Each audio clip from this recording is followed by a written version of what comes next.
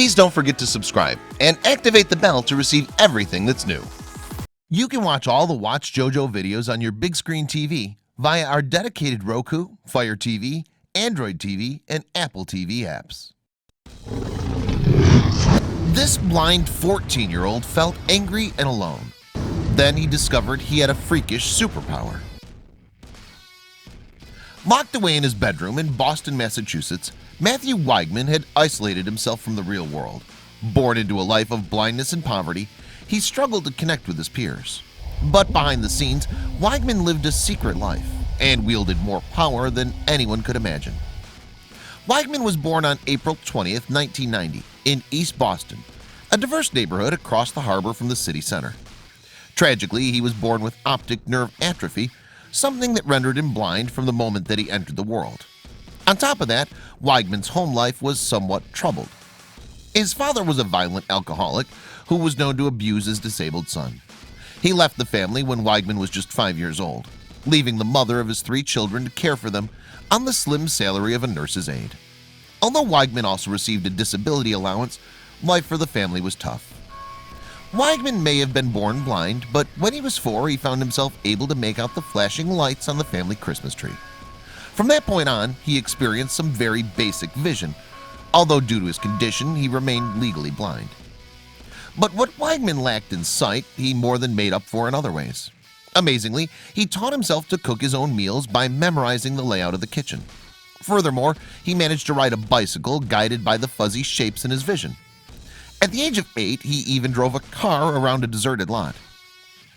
Unfortunately, as Weigman grew older, his ingenuity failed to impress his peers. Instead, they would mock him as he navigated school with the help of his cane, ridiculing the strange appearance of his eyes. At the hands of these bullies, Weigman grew to despise being blind. By the time he was 10, Weigman was an overweight and isolated child. However, he found hope in the unlikely form of telephone party lines, a service not dissimilar to today's online chat forums. With the internet still in its infancy, party lines provided a way for users to anonymously converse with people around the country. Struggling to find his feet in the real world, Weigman flourished on the telephone lines.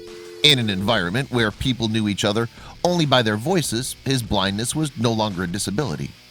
In fact, amongst these social outcasts and misfits that frequented the service, Weigman was able to finally feel at home. However, it wasn't just friendships that were blossoming on the party lines.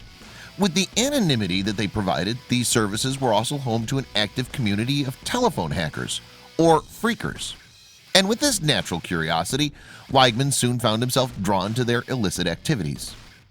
Freaking first emerged in the US in the 1950s, when amateur enthusiasts began exploring and exploiting the telephone network. By listening to different tones, building their own electronic devices, and infiltrating communications companies, they soon learned how to manipulate the system to their own advantage. Weigman stumbled into freaking seemingly by accident when he began hitting random buttons while connected to a party line. Suddenly, he found that he had accessed a hidden administrator tool. This enabled him to source the home telephone number of every user on the line. At the time, Weigman was by no means the only freak manipulating the party lines. However, he was harboring a special talent that would soon see him rise through the ranks. Robbed of his sight since birth, he had developed a highly developed sense of hearing that would function as a kind of superpower in this new, entirely audio world. Even as a child, Weigman had been obsessed with sound, learning to mimic television characters and play his favorite music by ear. On the telephone lines, his talent grew even more impressive. As a young teenager, he was able to memorize numbers just from listening to the dial tone. He could even impersonate company staff and supervisors in order to gain sensitive information. Bitter at the world, Weigman soon began using his talents to wreak havoc. Quickly, he graduated from harassing people at home to cutting off phone lines, listening in on private conversations, and even apparently tracking down the numbers of celebrities such as Lindsay Lohan and Eminem. Then, at age 14, Weigman discovered the sinister practice of swatting. By manipulating the caller ID, he was able to fake an emergency call from a local store. When he reported that a robbery was in progress, the police arrived en masse, only to find that the whole thing had been a hoax. Clearly realizing his own power, Weigman began using SWAT calls to exact revenge on those he felt had wronged him. One time, when a girl rejected his amorous advances, he faked a 911 call from her home address. Once connected, he told the operator that he was holding the girl and her father hostage at gunpoint. Again, armed police were called to the non-existent scene. Over time, Weigman placed around 50 or 60 fake 911 calls, each eliciting a police response.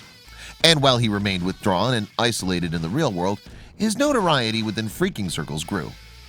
Then in 2006, an FBI agent from Dallas, Texas arrived at Weigman's Boston home.